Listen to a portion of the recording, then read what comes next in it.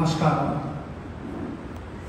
இங்கே பிரியவாளோட அனுகிரகத்தினால நம்ம அம்பாஜி காமாட்சி அம்மன் கோவிலில் ஜூன் 25ஆம் தேதியிலிருந்து 4th ஜூலை வரைக்கும் ஸ்ரீ ராஜராஜேஸ்வரி பட்டாபிஷேகம் நடக்க போகுது.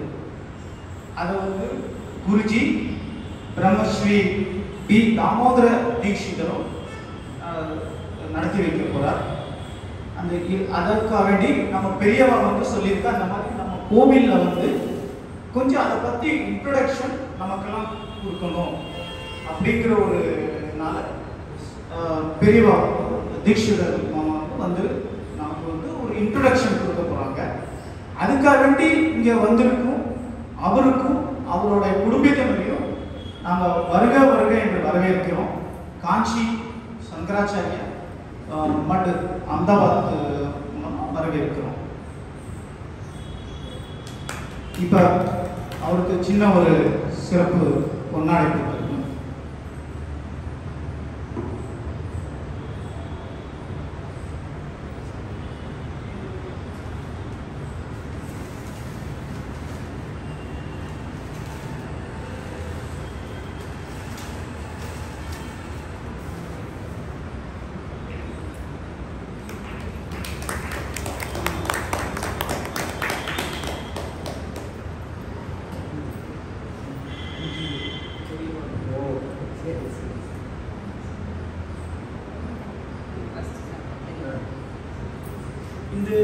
இங்கே ஜஸ்ட் இந்த இடத்தை பற்றி ஒரு இன்ட்ரோடக்ஷன் பண்ணிடுறேன்.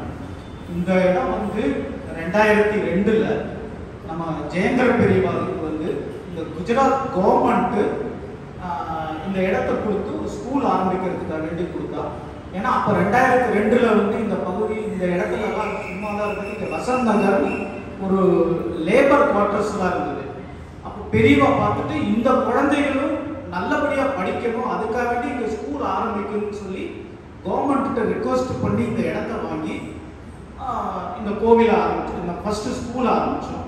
இதுக்கு பின்னாடி வந்து கௌஷாலா இருக்குது. கிட்டத்தட்ட கௌஷாலாவில் 40 பசுக்கள் இருக்குது. அதுக்கப்புறம் இங்கே வந்து ஆதிசங்கரோட கோவில்.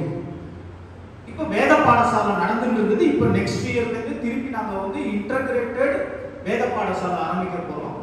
நம்ம அங்கே தாம்பரத்தில் இருக்கிற மாதிரியே இங்கேயும் ஆரம்பிக்க போகிறோம். அதுக்கான ஒரு இதெல்லாம் நடந்துட்டு இருக்கு. அது இந்த வருஷம் இல்லைனாலும் அடுத்த வருஷத்துலேருந்து நாங்கள் கண்டிப்பாக அதை பண்ண போகிறோம். ஸோ இந்த 4 ஆக்டிவிட்டீஸ் வந்து இங்கே நடந்துட்டு இருக்கு. கிட்டத்தட்ட குழந்தைகள் வந்து 600 ஸ்டூடெண்ட்ஸ் இங்கே படிக்கிறாங்க. Gujarati medium and English medium. Mostly economically weaker செக்ஷனில் தான் நாங்கள் வந்து அதோட ஃபீஸும் வந்து அந்த மாதிரி தான் வச்சுருக்கோம். ஒரு 10 வருஷமாக நாங்கள் ஏற்றவே இல்லை. ஏன்னா பெரியவா ஸ்ட்ரிக்ட்லி சொல்லியிருக்கா, இது வந்து கமர்ஷியல் கிடையாது. இங்கே இருக்கிற லேபர் குழந்தைகள் அவளுக்கு ஃபீலிங் வரக்கூடாது, நாங்கள் வந்து ப்ரைவேட் ஸ்கூலில் படிக்கலைங்கிற ஒரு ஃபீலிங் இருக்கக்கூடாது, அந்த அளவுக்கு இதை டெவலப் பண்ணுங்கன்னு. ஸோ இதை வந்து இப்போ இங்கே வந்து ஆடியோஷன் கிளாஸஸ் இருக்குது, ஸ்மார்ட் கிளாஸஸ் இருக்குது, கம்ப்யூட்டர் கிளாஸஸ் இருக்குது. ப்ரைவேட்டில் வந்து லட்சமாக கொடுத்து என்னெல்லாம் ஃபெசிலிட்டி இருக்கோ அந்த ஃபெசிலிட்டி ஃபுல்லாக இங்கே அந்த குழந்தைகளுக்கு நாங்கள் கொடுக்குறோம். அது ஒரு பெரியவாரோட எங்களுக்கு சொன்ன ஒரு வார்த்தை. ஸோ அது மாதிரி இங்கே எல்லாமே நடந்துட்டு இருக்கு. ஸோ இப்பேற்பட்ட இந்த ஒரு இடத்துக்கு தீட்சிதர் வந்ததுக்கு எங்களுக்கெல்லாம் நாங்கள் கொடுத்து வச்சிருக்கணும். ஸோ இப்போ வந்து நம்ம அந்த இது பட்டாபிஷேகத்தோட என்ன நிகழ்ச்சிகள் என்னங்கிறத நம்ம சொல்லணும்னு நாங்கள் கேள்வி.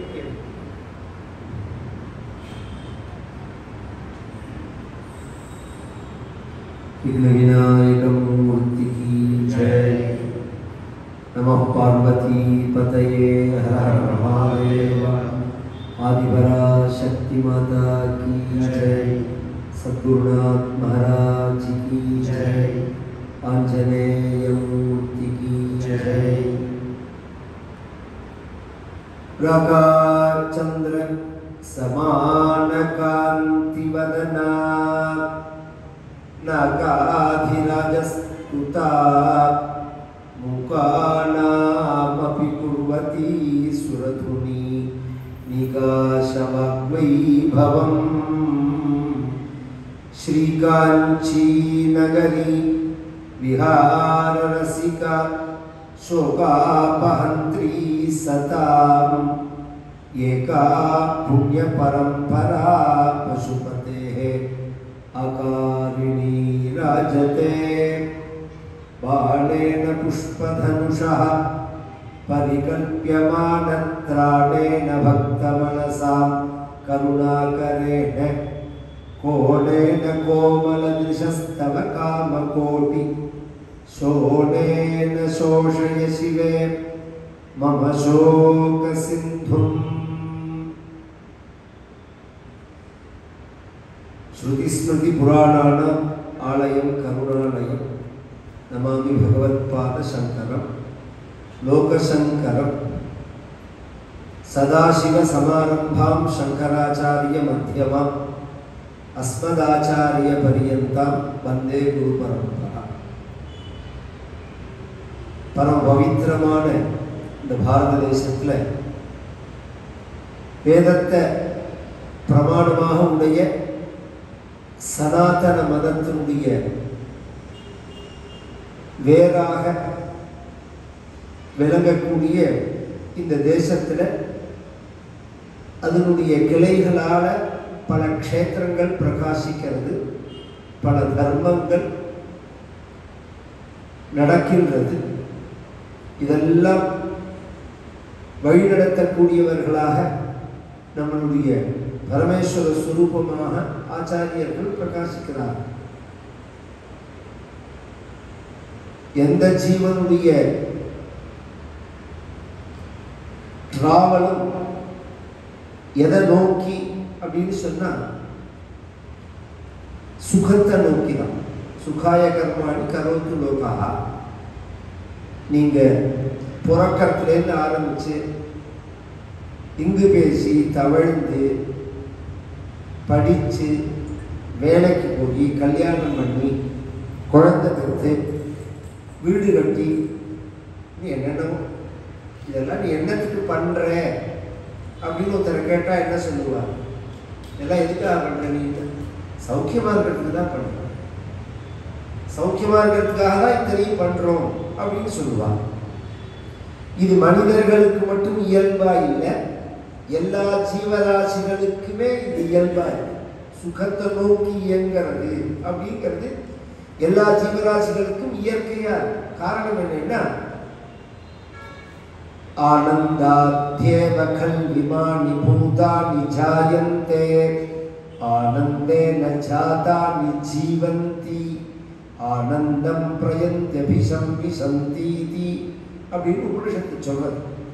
ஆனந்தத்தினுடைய ஸ்வரூபமா நாம் இருக்கிறதுனால அதை நோக்கி இயக்கம்ங்கிறது இயற்கையாவே நமக்கு அமைஞ்சிருக்கு. இப்ப ஜலத்தை விட்ட உடனே கீழே போறது, கற்பூரத்தை கொளுத்தின உடனே அந்த ஜோதியை கீழே போகலையே மேலே போறது. ஜலத்தோட இருப்பிடம் கீழே, ஜோதியோட இருப்பிடம் மேலே. எதுவுமே அதனுடைய இருப்பிடத்தை நோக்கி நகர்றது அப்படிங்கிறது இயற்கையினுடைய அமைப்பு.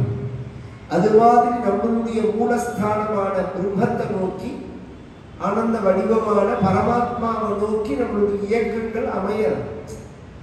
சுகமா இருக்கணும் அப்படின்னு தோன்றது, இதுல எது சுகம்னு தெரியாம இருக்கலாம், அல்லது என்ன பண்ணினா சுகம்னு தெரியாம இருக்கலாம். சாப்பிட்டா சுகம்னு நினைக்கிறோம், அப்புறம் கொஞ்ச நாள்ல சாப்பிட்றதே அசுகமா இருக்குது. படிச்சா சுகம்னு நினைக்கிறோம், வேலை பார்த்தா சுகம்னு நினைக்கிறோம், கல்யாணம் பண்ணிட்டா சுகம்னு நினைக்கிறோம், குழந்தைய பெற்றா சுகம்னு நினைக்கிறோம். கொஞ்சம் கொஞ்சமா நாம கவனிச்சோம்னா எதெல்லாம் நாம சுகம்னு நினைச்சோமோ அதெல்லாம் நமக்கே ஒரு காலத்துல அசுகமாகவும் ஆயிடுறது, பிரதிபந்தகமாகவும் ஆகுது. அப்ப நாம உண்மையான சுகத்தை நோக்கி இது ஒரு ஜென்மாலையும் இந்த ஒரு தேடல் ஏற்படலாம், பல ஜென்மாலையும் ஏற்படலாம். சாஸ்திரம் ரெண்டு வழியா நமக்கு வழி காமிக்கிறது, ஐகிகம் ஆமுஷ்மிகம் அப்படின்னு. இப்ப நீங்க எதெல்லாம் சுகம்னு நினைக்கிறீங்களோ அதை அடையறதுக்கு வழி சொல்றது. இதெல்லாம் சுகம் இல்லை, நித்தியமான சத்தியமான சாஸ்வதமான பேரின்பம் தான் சுகம் அப்படின்னு நீங்க நினைச்சேன்னா அதை அடையறதுக்கு வழி சொல்றது. இதை சொல்றதுக்கு தான் சாஸ்திரம்னு பேரு. அது 4 ஸ்ருதி ஸ்மிருதி இதிகாசம் புராணம் அப்படின்னு பேரு. அதன் பிரமாணமாக தான் நம்ம தேசம் கொன்று. இப்ப அதுல சொல்லப்பட்ட தெய்வங்களை வழிபடுறது அப்படிங்கிறது தொன்று தொட்டு நம்மளுடைய வாழ்க்கையில இருக்கு. இது எப்படி ஆரம்பிச்சது அப்படின்னா யாகங்கள்ல ஆரம்பிச்சது. ஸ்ரௌத காரியம்னு பேர். முதல்ல வழிபாடுங்கிறது எங்க ஆரம்பிச்சதுன்னா ஸ்ரௌத காரியங்கள்ல ஃபயர் தான். முதல் வழிபாடு அக்னி தான். ஏன் அப்படின்னு சொன்னா அக்னிமுகாவே சர்வா தேவதாரா அப்படின்னு சாஸ்திரம். எல்லா தெய்வங்களும் எந்த வடிவத்தில் இருக்குன்னா அக்னி வடிவத்தில் இருக்கு அப்படின்னு சொல்லு. அதுக்கப்புறம் இதிகாச புராணங்கள் சொல்லும் போது பகவத் அவதாரங்கள் ஏற்பட்டு அப்புறம் ஆலயங்கள்லாம் ஏற்பட்டது. அதுல பிரதானமா பல ஆலயங்கள் இருக்கு. 12 ஜோதிர்லிங்கம் இருக்கு, 108 திவ்ய தேசம் இருக்கு, 51 சக்தி பீఠங்கள் இருக்கு. இதெல்லாமே புராணங்கள்ல சொல்லப்பட்ட விஷயங்கள். இதெல்லாமும் சாஸ்திரம். இதுல சுலபமான ஆசேது ஹிமாச்சலம் நாம் எல்லா மக்களாலையும் வழிபடக்கூடியதான ஒரு தெய்வமாக பராசக்தி இருக்கு. ஒவ்வொரு தெய்வத்தினுடைய வழிபாட்டு முறை ஒன்னொன்று. பொதுவா எந்த தெய்வத்தை எடுத்தாலும் ஷோடசோபச்சாரம் அப்படின்னு சொல்லி முடிச்சுடுவோம். ஆனா அந்தந்த தெய்வங்களுடைய மந்திரத்தை வச்சுதான் வழிபடுறாங்க. மந்திரமே சொல்லாம வழிபடலாம்ங்கிறது 2 தெய்வம் தான். ஒண்ணு பிள்ளையார், இன்னொன்னு அப்பா. ஸ்மிருதமாத்ரோ கணேசானஹா பக்த சிந்தித பூரகா. அதனாலதான் இந்த சம்பிரதாயம் தெரிஞ்சதுனாலதான் இப்ப இந்த 2 தெய்வத்தை தவிர பாக்கி தெய்வத்தை பூஜை பண்றவாள்னா அத்தியனம் பண்றவாளா இருப்பான். வேதங்கள்லாம் படிச்சுட்டு தான் பூஜை பண்ணணும் அப்படின்னு நினைப்பான். இப்ப நான் சொன்ன தெய்வங்களை பூஜை பண்றவா எல்லாரும் பண்ணுவோம். அதனாலதான் கிராமங்கள்ல மாரியம்மன் கோவில் பூஜாரி தானே வருவார். இன்னைக்கு கிராமங்கள்ல நம்ம தமிழ்நாட்டுல நம்மளுடைய ரூட்டான கிராமங்கள் எடுத்து பார்த்தீங்கன்னா மாரியம்மன் கோவில் அக்ரஹாரத்தில் அத்தனை பிராமணா இருந்தாலும் பூஜாரி தான் பூஜை பண்ணுவாங்க. பூஜாரி தான் பூஜை பண்ணுவாள். பிள்ளையார் கோவிலை பார்த்தேன்னா எல்லாரும் அபிஷேகம் பண்ணுவா, தேங்காய் உடைப்பா, பூ வைப்பா. ஏன்னா கலவு சண்டி விநாயகவு அப்படின்னு இவா எல்லாரும் பூஜை பண்ணலாம்ங்கிறது இந்த 2 தெய்வம் தான். பல வடிவங்கள்ல இருக்கு. இந்த அம்பாவுடைய வழிபாடு ரொம்ப விசேஷமானது.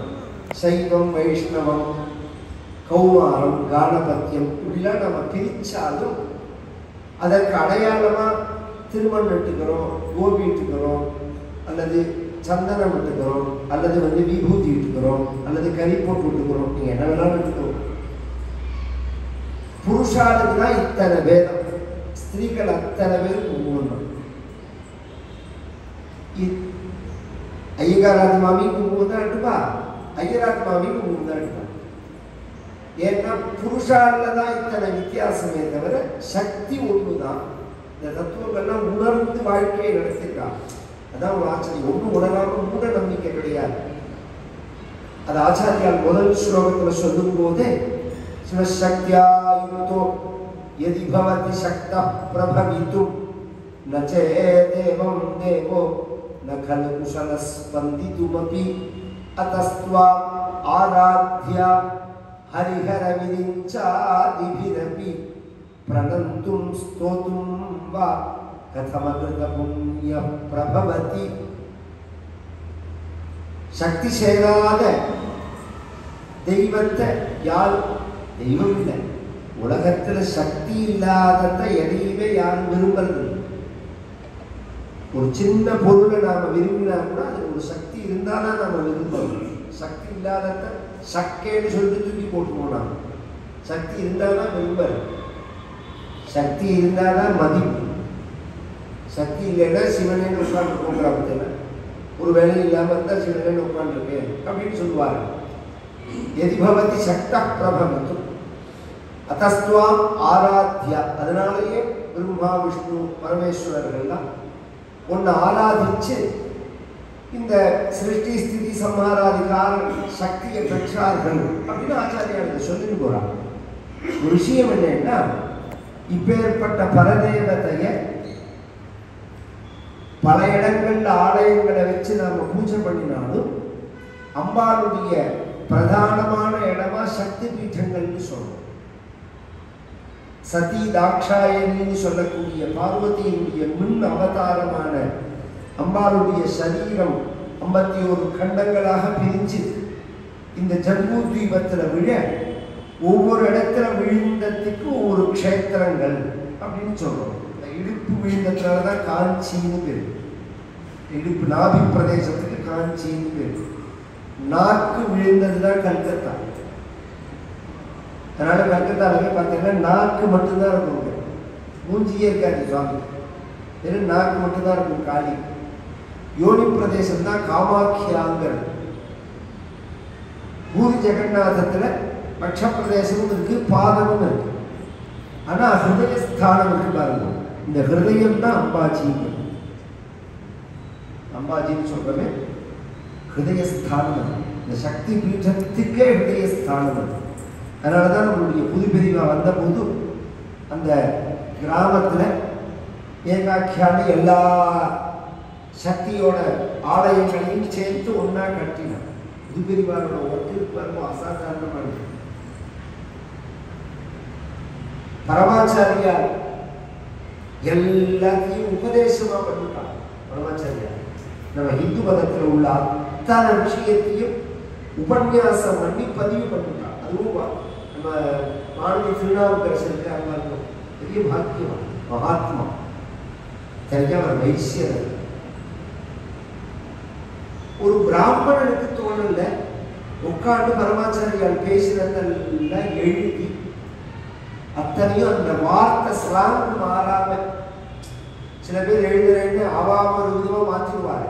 பரமாச்சாரியால் எப்படி சொன்னாலும் அத்தனையும் எழுதி அதை உள்வாங்கிட்டு எழுதி. ஏன்னா பரமாச்சாரியால் அந்த தெய்வத்தின் பொருளையே ஒரு தடவை படிச்சோம்னா நமக்கு புரியாது, 3-4 தடவை படிச்சாதான் அந்த விஷயமே என்ன சொல்லவா எங்க ஆரம்பிக்கிறாங்கிறதே தெரியும். அது இத்தனையும் எழுதி அதை அப்படியே பதிவு பண்ணியிருக்கா. இந்த குழந்தைக்கு எல்லா மொழியுமே அந்த மொழி பெயர்த்து கிளாஸ்ல வைக்கணும். அது ஒவ்வொரு சாப்டரா கிளாஸ்ல வைக்கணும். ஏன்னா இந்த இந்து மதத்தை பத்தி யார்கிட்டையும் நாம கேட்டு தெரிஞ்சுக்க வேண்டாம்ங்கிற அளவுக்கு பரமாச்சாரியால் சொல்லிட்டு போயிட்டார். கணபதினா என்ன, சுப்பிரமணியம்னா என்ன, ஷண்மகம்னா என்ன, ஷடங்கம்னா என்ன, வேதம்னா என்ன, இதிகாசங்கள்னா என்ன, புராணங்கள்னா என்ன, வழிபாட்டு முறைகள்னா என்ன, ரிஷிகள்னா யாரு, இந்த பிராமணர்கள்லாம் எப்படி வந்தது, எல்லாம் பேசியிருக்க ஆச்சாரியர். நாம் உடைக்கிற தேங்காய் உட்பட காரணம் சொல்லியிருக்காங்க. சதுர தேங்காய் உடைக்கிறவே அதை எழுதி பண்றோம் அப்படிங்கிறது உட்பட ஆச்சரியமான ஒரு ஸ்பீச். ஆனா புதுப்பெரிவா வந்த காலத்துல இந்த தேசத்துல சில சூழ்நிலைகளை கவனிச்சுட்டு பெரிவாளே இந்த மக்கள் எண்ணத்தினால மாறுறாங்கன்னு கவனிச்சா, ஒன்னும் படிப்புனால மாறுறாரு, இன்னொன்னும் வைத்தியத்தினால மாறுறாரு.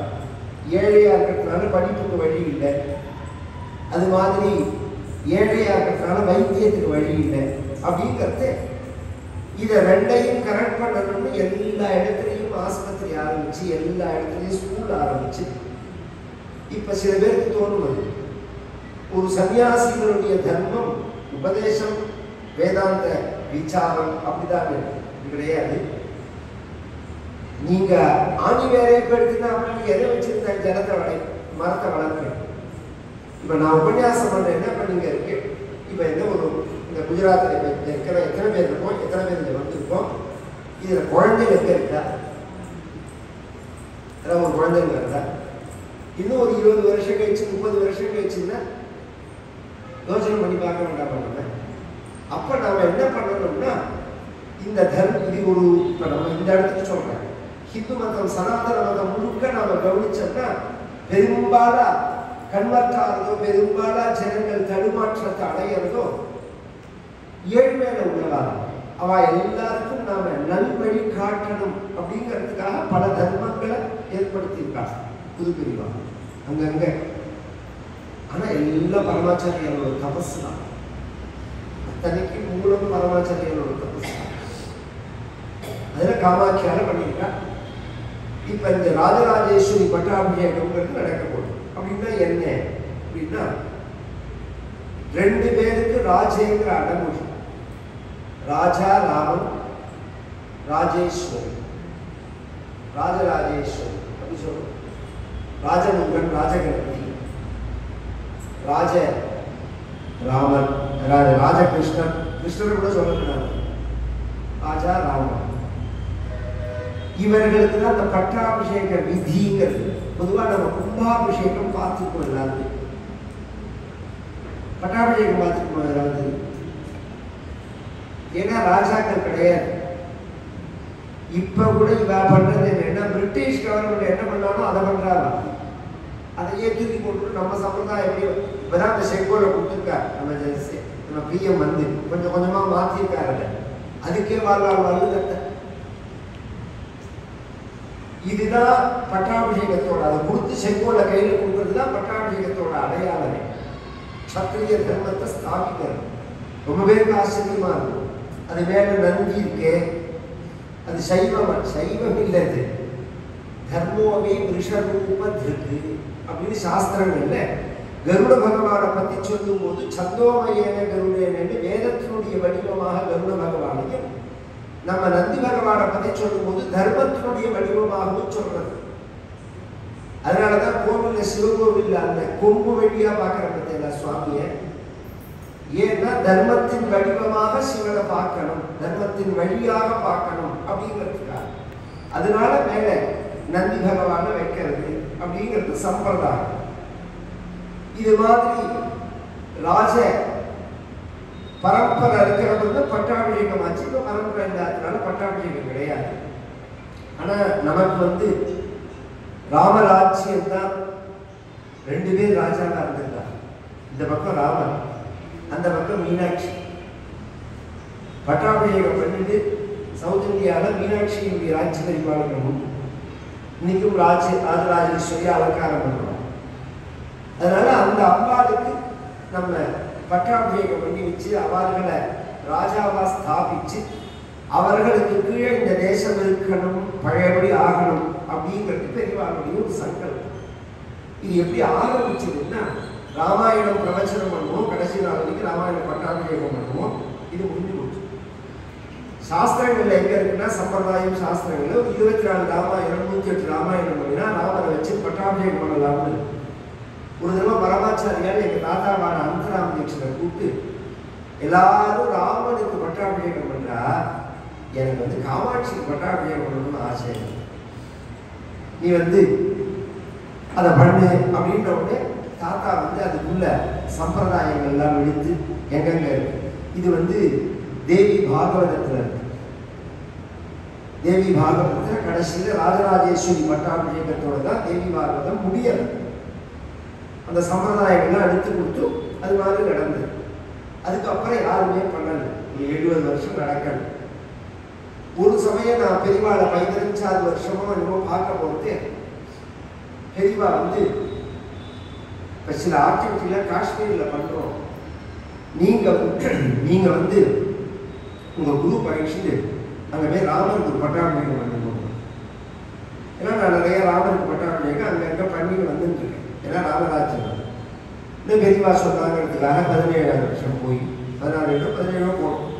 கேட்டு சங்கரா ஹில்ஸில் வச்சு கவர்னர் ஓரா இருந்தார், அங்கே வச்சு ராமாயண நவாகம் பண்ணிட்டு சங்கரா ஹில்ஸில் ராமரை வச்சு அபிஷேகம். இன்னைக்கு போய் என்னோட ஃபேஸ்புக்லேயோ யூடியூப்லேயோ பார்த்தேன்னா, இன்னைக்கு ஈஸி, அன்னைக்கு முடியாது. அன்னைக்கு ஒரு 10 பேரா நீங்கள் வந்து அந்த லால் ஏறிக்கிட்டு நின்னேன்னா 30 பேர் அவனும் கூடியிருப்பான். நீங்கள் யார் எதுக்கு வந்தேன்னு கேட்பான். நம்ம ஒரு 4 பேர் சேர்த்து ரோட்டில் போயிட முடியாது காஷ்மீரில். எங்களுக்கு பின்னாடி ஃபுல்லாக செக்யூரிட்டி போட்டு 10 நாள் தங்கியிருந்தோம் காஷ்மீரில். பெரியவா சொல்லி பட்டாபிஷேகம் ஆச்சு. ஏன்னா நம்ம தர்மம் அங்கே தழைக்கணுங்கிறதுக்காக. அதுக்கப்புறம் திடீர்னு ஒரு நாளைக்கு இந்த கொரோனா வந்த சமயத்தில் முடிச்சு பார்க்கும்போது, நீங்கள் அசாமில் போய் கவுஹாத்தியில் போய் அன்னைக்கு என்ன ஆச்சுன்னா, எல்லாம் பெரியவான சங்கல்பம். நம்ம சம்பவங்களை சொல்லும் போது இதனால ஆச்சு அதனால ஆச்சுன்னு சொல்றது எல்லாமே ஆச்சாரிய குருநாதனுடைய கிருபை தான். அசாம்லேருந்து பாலு வந்திருந்தார், இன்சார்ஜில் இருக்கிற பாலசுப்ரமணியம்.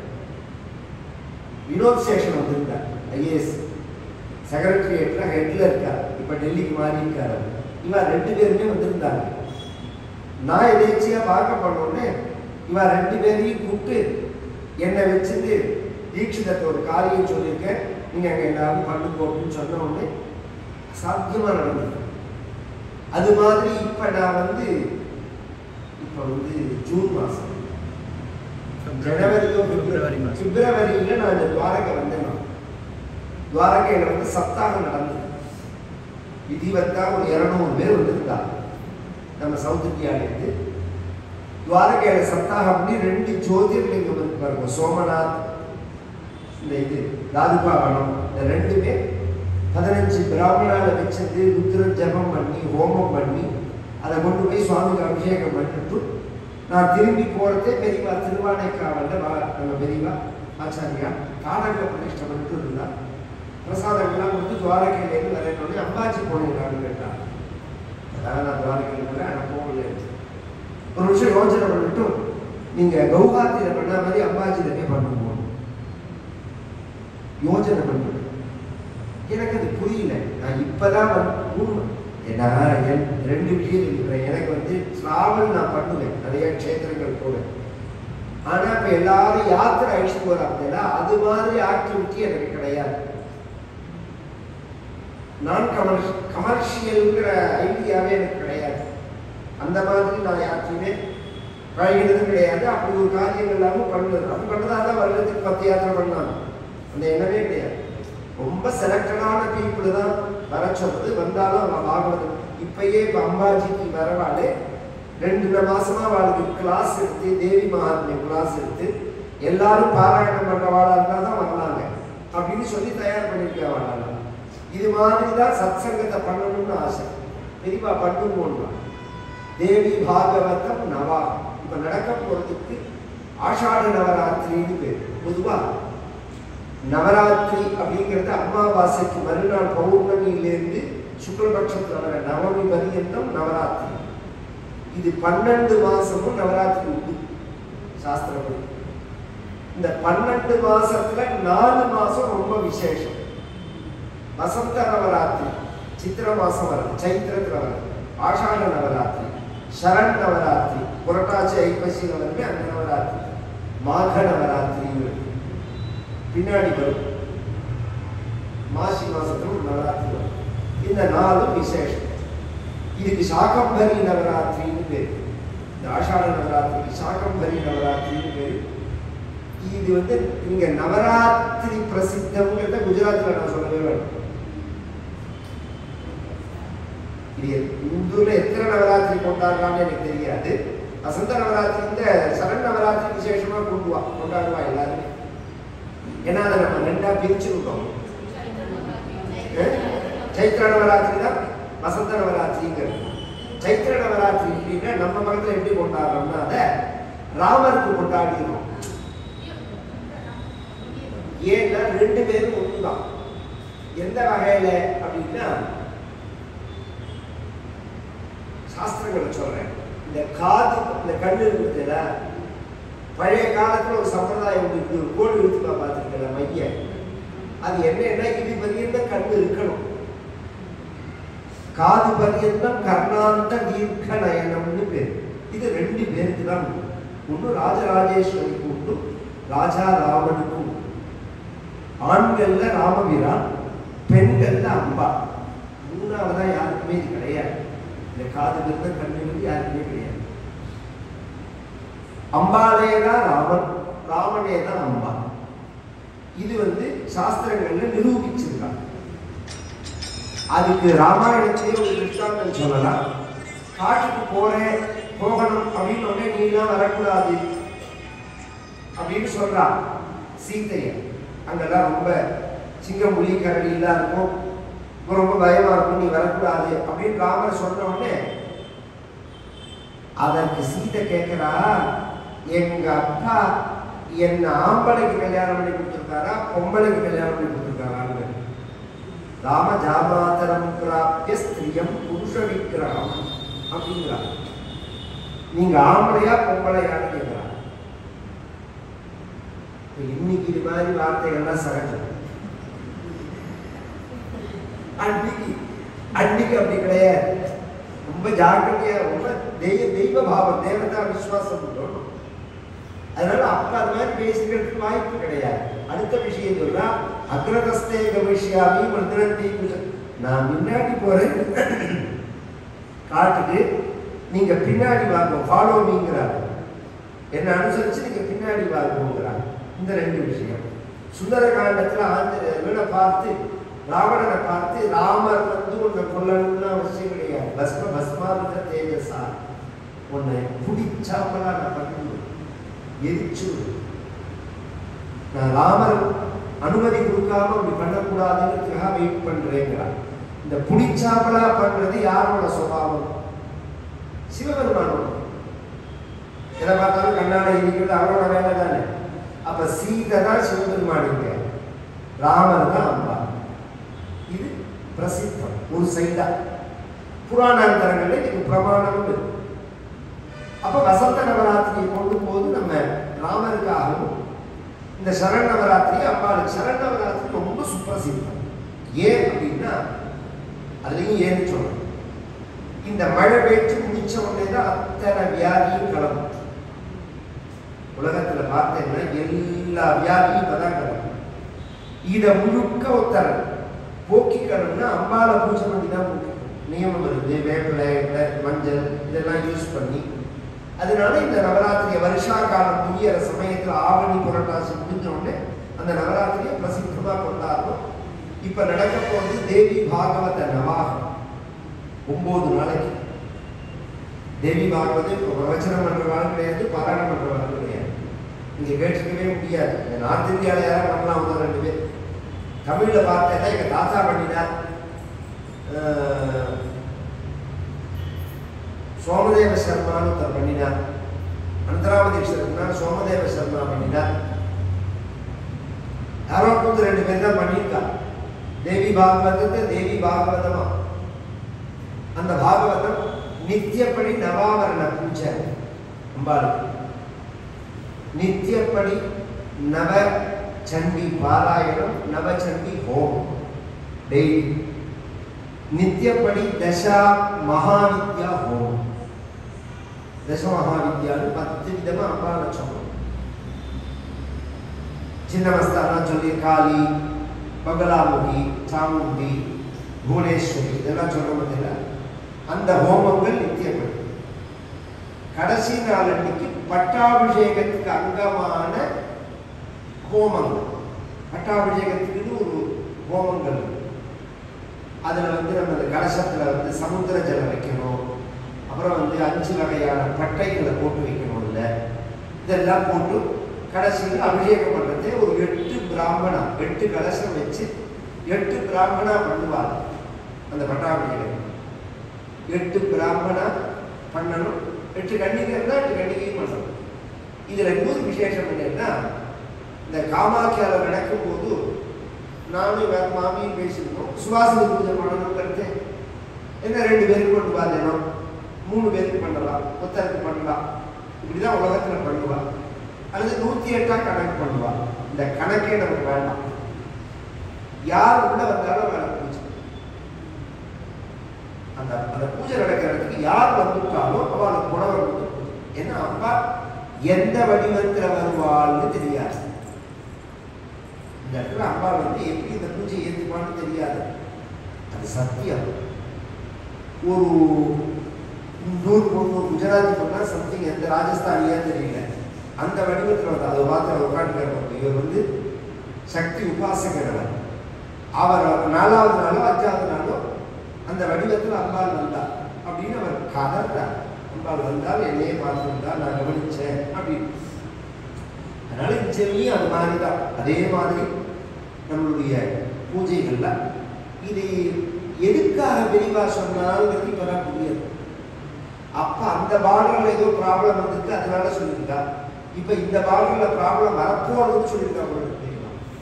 குறிப்பிட்டு கூப்பிட்டு சொல்லுவாங்க, இங்கே பண்ணு. நான் நார்மலா ரெகுலரா 12 ஜோதிர்களுக்கும் போயிட்டே இருப்பேன். இது 3 தடவை ஆயிடுச்சு எனக்கு. பிராமணாலாம் ஆயிடுச்சு போய் ஜபம் பண்ணி ஹோமம் பண்ணி இது ரெகுலரா பண்ணிட்டே இருப்பேன்.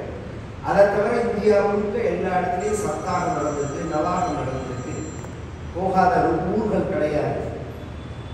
ஓரளவு எல்லாம் டிராவல்லாம் பண்ணியாச்சு. இப்போ திருப்பி பெரியவா சொன்னது தேசக்ஷேமத்துக்காக, தேசக்ஷேமத்துக்காக பெரியவா சொல்லியிருக்கா. அந்த டீட்டெயில்ஸ் எல்லாம் அந்த பத்திரிக்கையில் இருக்கு. இந்த பத்திரிக்கை வச்சிருக்கோம், நீங்களும் எடுத்துக்கோங்க. உங்கள் ஃப்ரெண்ட்ஸுக்கு எல்லாரும் வேணுங்கிறத எடுத்துட்டு இங்கே உள்ளவா எல்லாருமே வந்து தரிசனம் பண்ணுவோம். ஏன்னா மந்திராதீனத்து தெய்வத்தம்னு தெய்வங்களுடைய ஸ்வரூபமோ தெய்வங்களுடைய சக்தியோ எந்த வடிவத்தில் இருக்குன்னா சப்த வடிவத்தில் தான் இருக்கு. சப்தம் தான் முக்கியம். முதல் வடிவமே சப்தம் தான். இந்த பிரபஞ்சத்தினுடைய தோற்றமே சப்தம் தான். அப்புறம் தான் ரூபங்களுக்கு ஏற்படுறது. அதனால அந்த சப்த வடிவத்தில் இருக்கிறது. அதுவும் பிரணவம், பிரணவத்தினுடைய பிரிவான வேதங்கள். இதை பாராயணம் பண்ண பண்ண பண்ண அந்த சக்தி விருத்தியாகும்.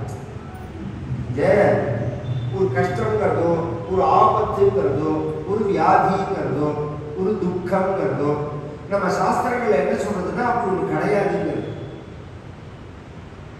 இருட்டுன்னு சொல்றோம். இதுக்கு அப்துல் கலாம் கூட அக்கா விளக்கம் கொடுத்துருந்தார். சாஸ்திரம் சொல்றதுனா தமசோமா ஜோதிர்கமயாங்கிற விஷயத்தை தான் சாஸ்திரம் சொல்றது. இருட்டு லைட்டுக்கு சோர்ஸ் இருக்கு. இந்த இடத்துல இருந்து லைட் உற்பத்தி ஆகுதுன்னு சொல்லிடலாம். இருட்டுக்கு சோர்ஸ் இருக்கு. அது எங்கேயாவது உற்பத்தி ஆகுதுன்னு யார் சொல்ல முடியும்? அப்படி ஒரு கிடையாது.